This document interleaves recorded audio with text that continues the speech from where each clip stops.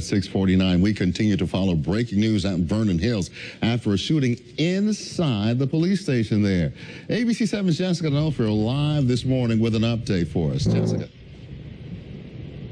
Jose, police are still trying to piece this together this morning. As you can see, the parking lot here at the police station is shut down. It has crime tape all up around it. You can see the front door of the police station has been shot out and shattered. It happened shortly after midnight. Vernon Park police say a man walked into the lobby claiming he'd been in an accident. When an officer came to meet him in the lobby to help him file a report, the suspect apparently pulled out a handgun. The officer then shot the man once, according to police. The officer is okay, and the man was taken to a hospital with non-life-threatening injuries. We do not have a name or an age on the suspect. Again, this investigation is still in the very early stages. Live in Vernon Hills, Jessica D'Onofrio, ABC 7 News. Judy, back to you. Okay, Jessica, thank you for that.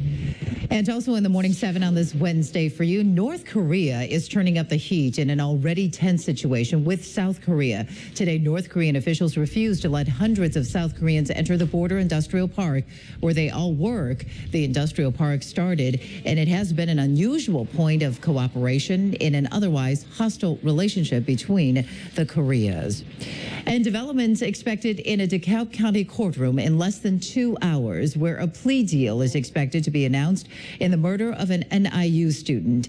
ABC 7's Diane Pathew is live there with more for us. Diane?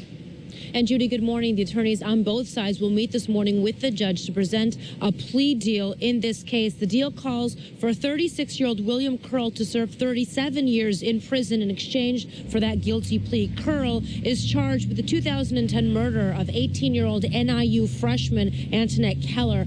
Her family is extremely upset. They were hoping a trial would help them bring some sort of closure. Curl could have faced a maximum of 60 years in prison if he was tried and convicted. Reporting in DeKalb County, Diane Pathew, ABC 7 News. Back to you. Diane, we appreciate it. Thank you for that live report for us. We do have a developing story now in South Florida now, where a crash involving a wrongdoing driver leaves Miami people, 4 of them, dead. Police were chasing the SUV that was going the wrong way down a busy interstate. The driver slammed into a minivan, killing all 4 of the people inside. The suspect, who was hurt, is now in custody. And a woman is recovering now after being struck by a taxi here in the Loop.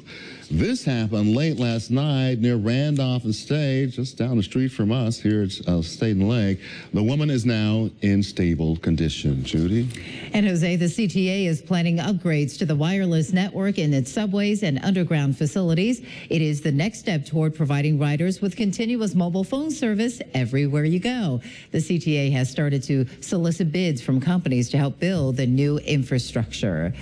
And dramatic video from northern China of a man dangling from power lines. Take a look at that. After police tried to coax him down, the man lost his grip and fell to the ground. Luckily, though, he landed on an airbag. Officials say the man was apparently drunk when he climbed on to those power lines. Well, how does 60 degrees sound? Not today, but Tracy says soon. A final look at her forecast coming up next.